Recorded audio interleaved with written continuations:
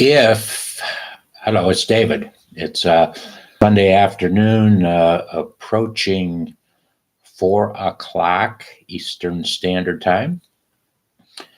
If you are watching this on YouTube, it's going to be broadcast into that screen with my Facebook Live, YouTube, LinkedIn for this Sunday, which is the last day of April 30th. So we're going to start our Facebook Live, and thank you for taking the time to come and share some stories with us. Okay.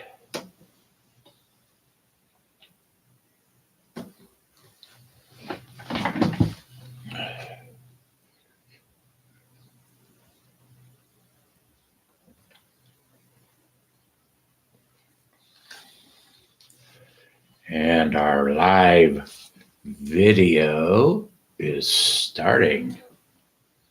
Good afternoon. Good Sunday afternoon. It's the 30th of April, last day of the month. And I have a couple disclaimers that I would like to share with you about a couple stories for today. First of all, the first disclaimer is next week, which actually starts after midnight on Tuesday for me, the whole week will be devoting as much time as I possibly can to my children, who I haven't seen for a while. We do video chatting, we chat, we text, but I actually haven't seen them for a while. I am going to Dallas to be with one son and his family, and haven't worked out the details yet if Columbus, Ohio is going to work for me at the end of the week, just going right to Columbus, or we're going to have to reschedule. That part of it hasn't been worked out yet. But at any rate,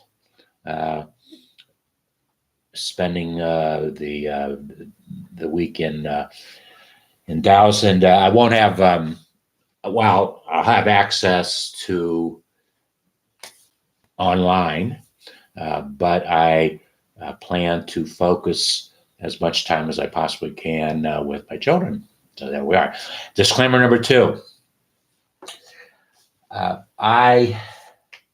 Last week, I shared a sad customer care story with you, with a company as a consumer that I've had a relationship with, a carrier. Well, the company is Consumer Cellular. I've had a relationship with them for at least 5 years. And at times you've even, if you follow me, you've even seen where I have online, as I was broadcasting, recommended them because they were doing all the right things for me. And so they were a very trusted source. But about 3 weeks ago, because of a series of events, way time consuming on my part, it got to out of control. And so we are bringing closure to that whole situation with a package of information that I am sending to the legal department at Consumer Cellular. And once again, let me step back for a moment. The reason I'm telling this story is not so much to take a shot, a deserved shot at Consumer Cellular. The purpose of me sharing this story is sharing with you what happened to me, so that if you have those same challenges in your lifetime, and we all have challenges with, this is not the first challenge I've had with a mobile carrier, a mobile phone carrier, and I hope it's the last, but who knows? If the company does what they are supposed to do at the price that you have agreed to pay for their services, then it's pretty simple. As soon as you step outside of the parameters of the agreement for whatever, then something has to be done. In this case, here's the file. The story I told you last week was that basically, well, I think really the important things to know here. I don't think you need to know all the detail at this point.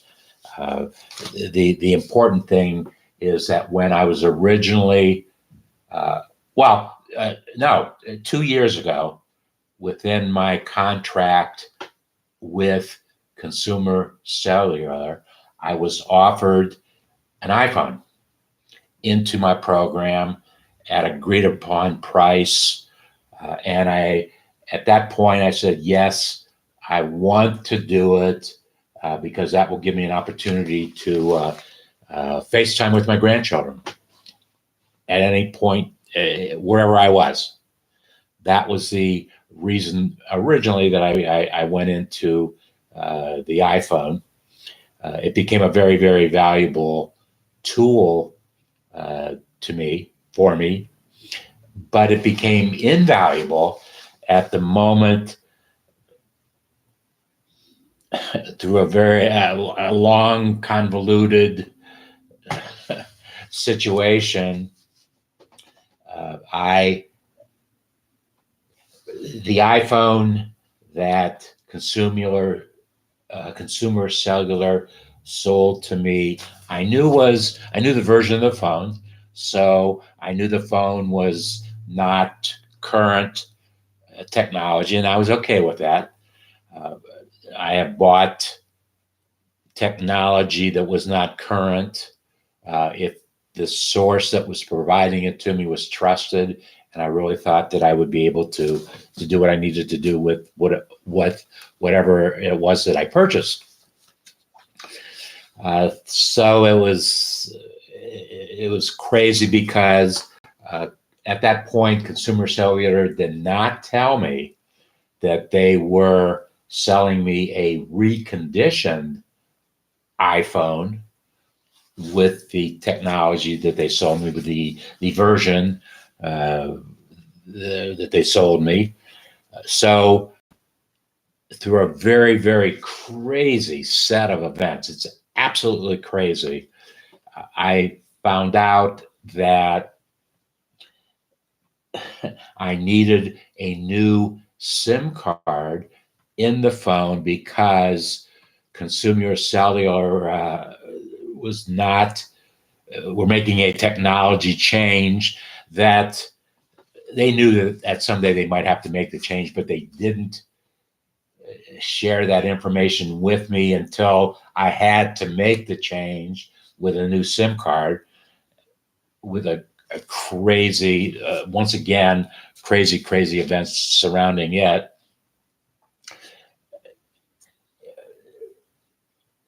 It all, the relationship was going to end after oh my goodness, that's the house wren. Was it singing a song? uh, I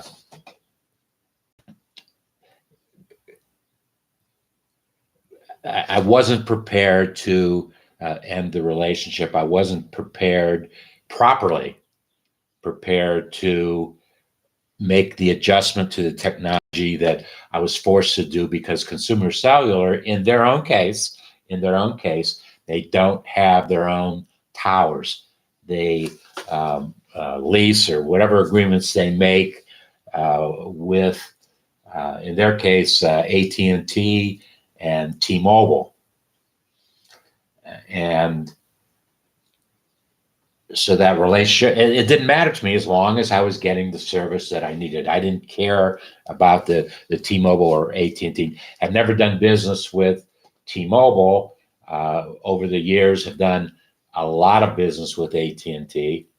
Matter of fact, I was involved with AT&T in a technology discussion. Wow,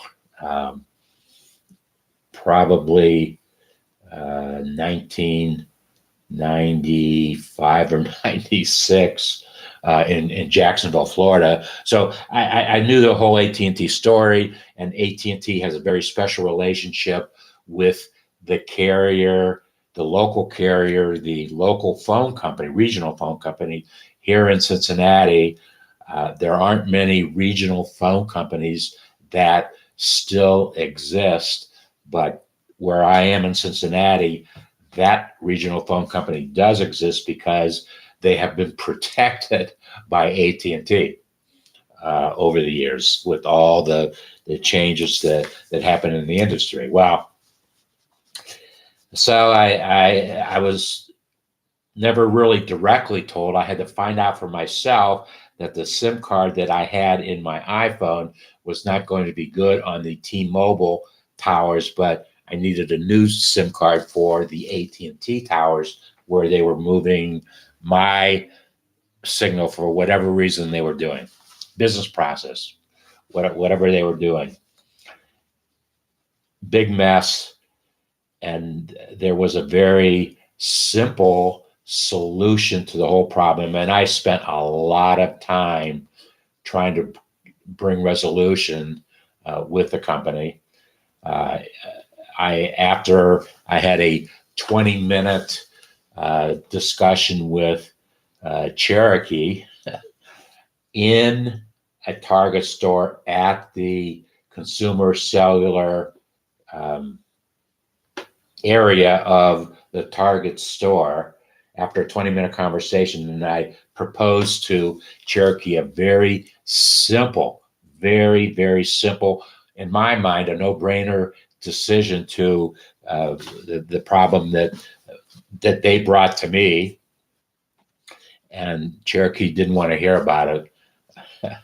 So, although she did agree that consumer cellular would pay for the 2 SIM card purchases that I had to make to try to get my phone working. She agreed to do that.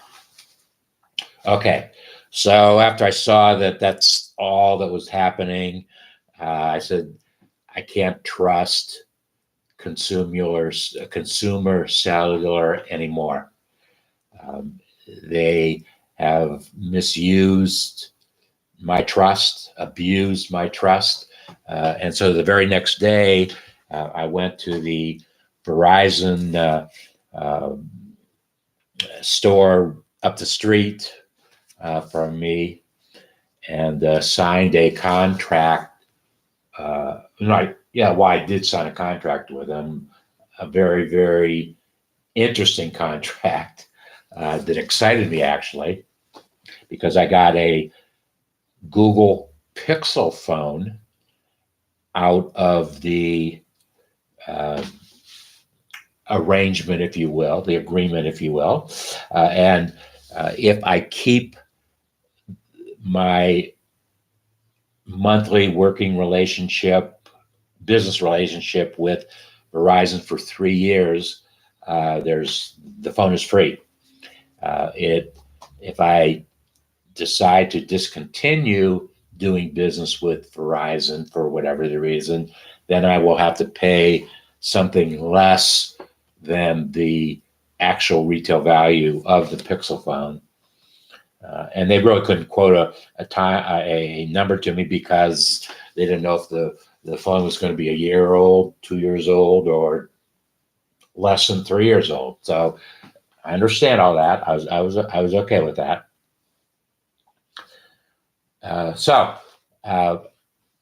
this week, well, now we're going to get to the end of the story, which, oh my God, even saddens the relationship even further.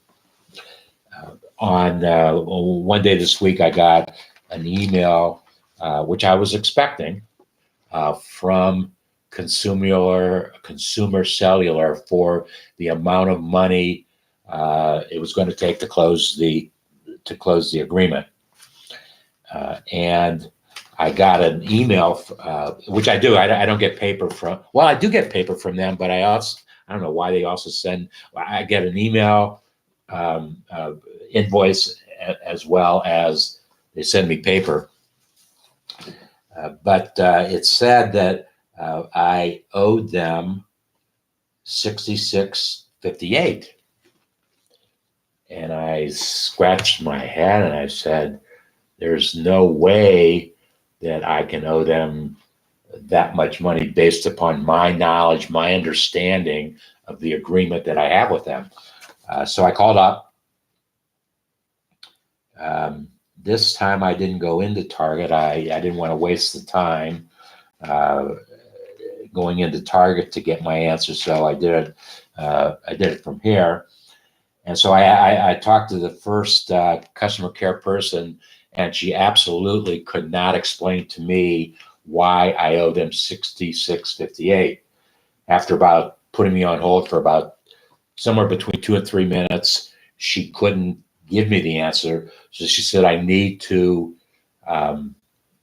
transfer this call to Heidi, who was a customer care supervisor. And Heidi came online. I explained to her the situation.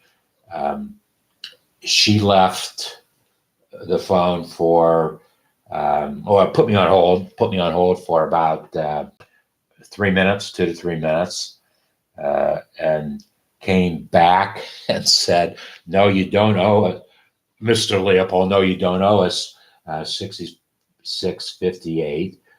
You owe us $51.72. Well, we're getting closer to where I thought we should be, but I said, well, I need to see what that means. And then I got an email saying that the $51.72 was made up of $46 for the phone I received, and I knew that.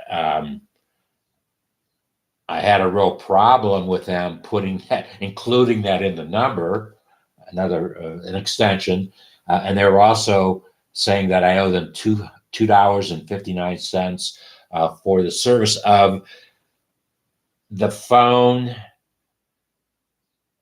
that I didn't port. I still had one phone because I hadn't decided the day that I ported my main line to Verizon. I didn't know exactly how I wanted to terminate the second line, because I bought the second line for a very, very precise purpose. It was for emergency. It was a red phone for emergencies, and I didn't want to get rid of it until I figured out how I was going to take care of emergencies that I wanted to take care for. So there was $2.59.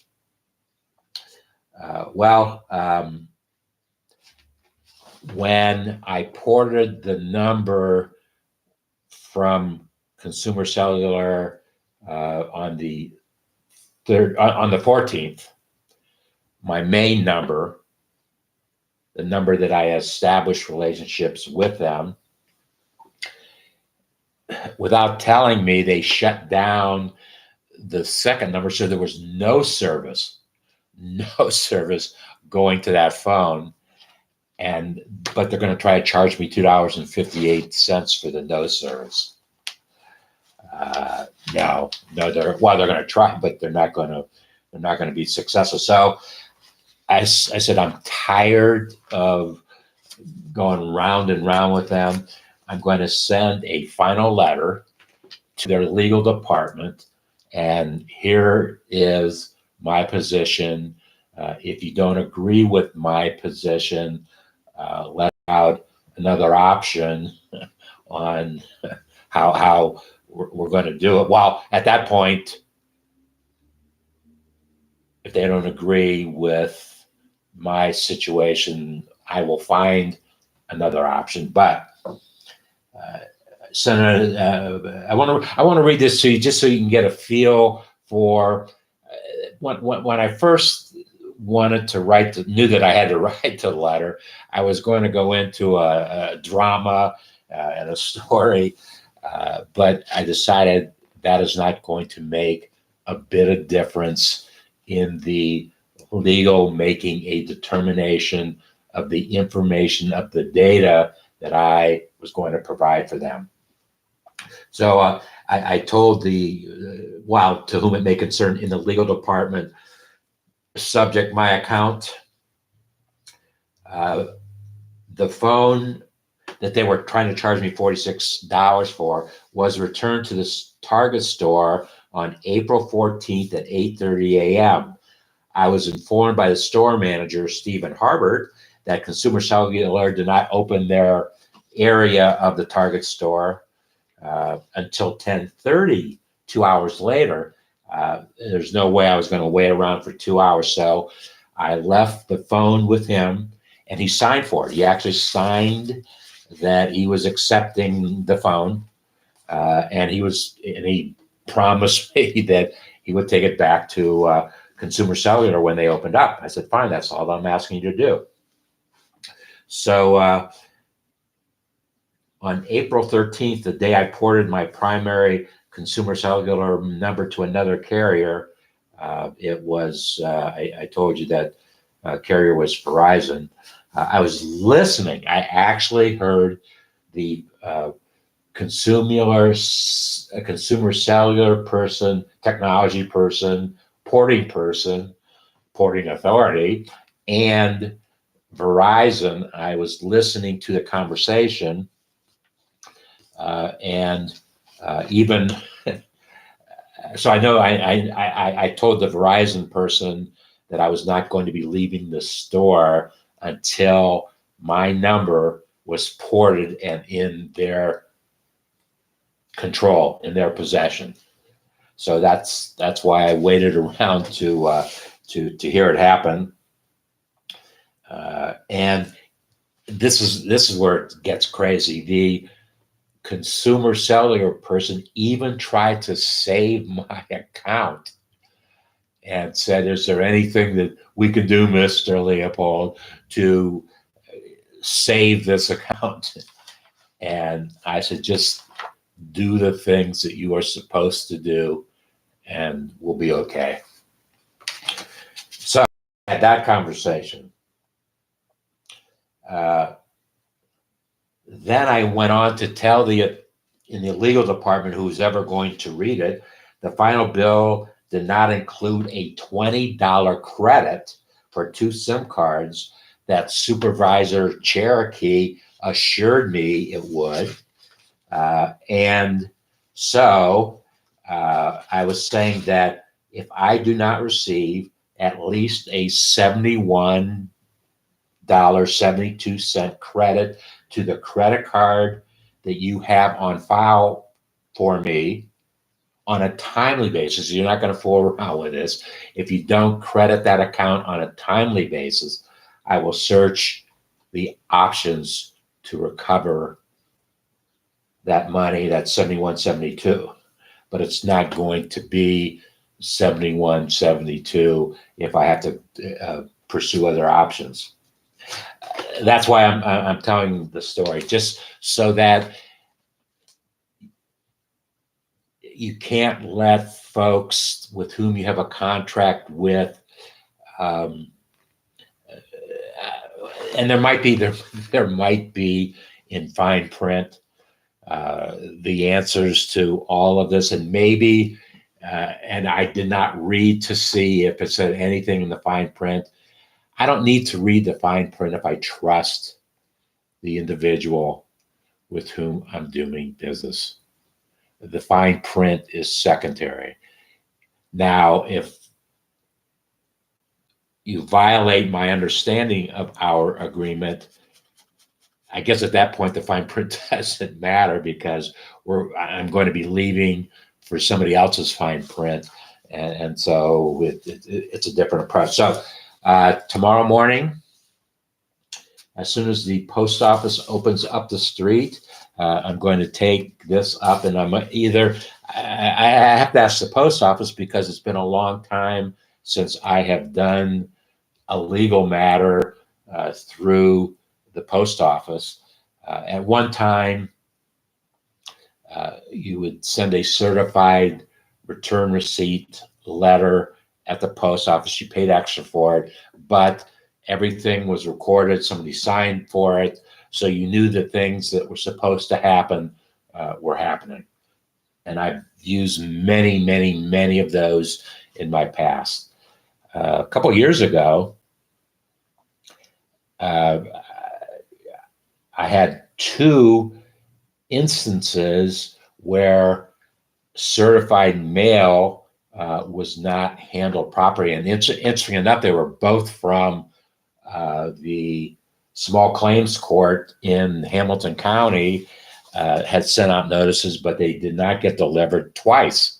So until I get to the post office tomorrow, what's the best way to send it to the legal department? But as soon as I get that information, I will share it with you. But it won't be sooner than next Monday or Tuesday. The other thing that I wanted to share with you is that I have made all the final decisions. Actually, need to turn this. I've made all my final decisions on who these 6 bank, healthcare provider, retailer, private company, attorney's firm, CPA firm, who those 6, I've identified in my mind who I want to have as 6 co-publishers, producers to everything that we do. And I have done some research and picked the 6 folks who I am targeting for that project. But I was going to actually do it this coming week before it was determined that I'm focusing my time elsewhere this week. So it'll be the following week that I will send information to those 6 folks. And the exciting part, the fun part about my proposal to each one of them, that I'm going to be proposing a quid pro quo with each of them, saying that if you do this, what I am proposing, this is what I will do as a special quid pro quo to you. So there'll be 6 different proposals that I will give them in videos or video chats, preferably a video chat. And if a chat's not going to work, a video email. And that will happen not next week, but the following week. So I have identified who they are and what everything that is involved in a publisher producers collaborative relationships with our Celebrate business community. And there's another last piece to that puzzle that I, in concept, finalized my thoughts this week. Definitely not prepared to address it, and it'll be probably. I would hope that within the next 100 days, I will be able to share that particular piece of celebrating business story. Cincinnati celebrates business, the story that we are telling in Cincinnati, that I'm telling, getting co-publishers and producers involved. I actually, I'm not going to have time for it, but I will share where I wanted to go with it. And you can't see that at all.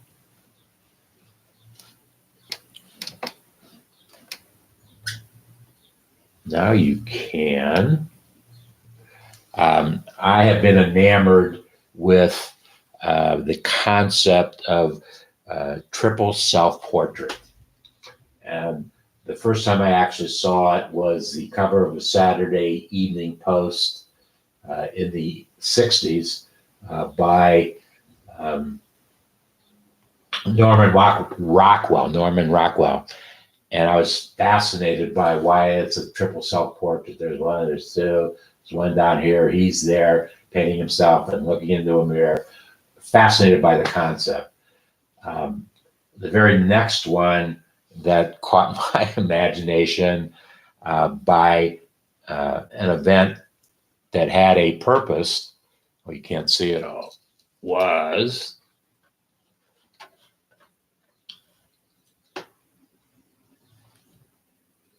Mickey. Now, Mickey, that was the cover of a Life magazine, and there's actually 4 portraits in there.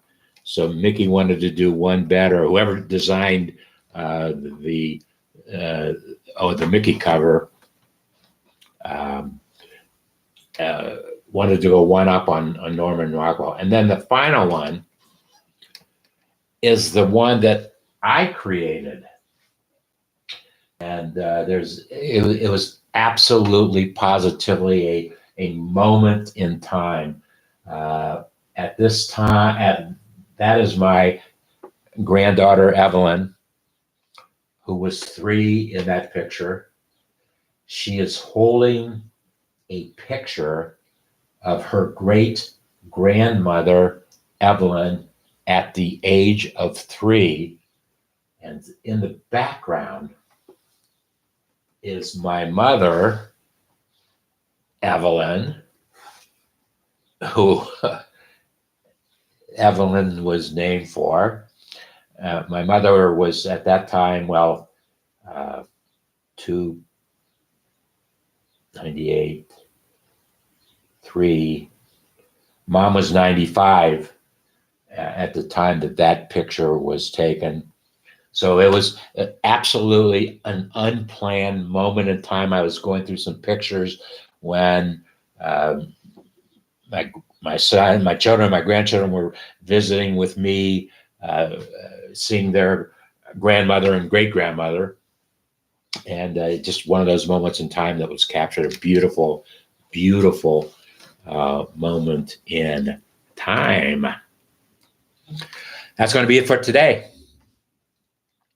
I thank you for the 33 minutes and 22 seconds that you have spent with today. And please comment if there's something that you liked or didn't like or want to suggest.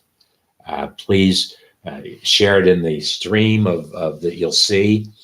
After I am done with the Facebook, it will go into my Facebook Live, my Facebook profile stream as well as my story. And depending upon the quality of the production, I may include the YouTube that is being produced at this time.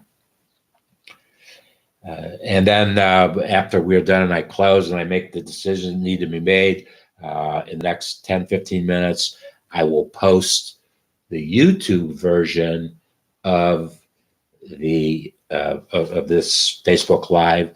I will post it in LinkedIn. And that's what we do. That's how we do it.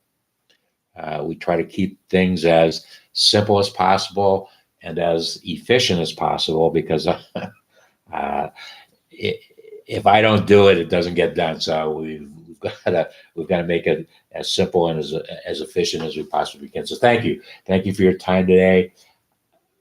Have a very enjoyable week, and God willing, I'll see you 8 or 9 days from today. Enjoy the rest of your day.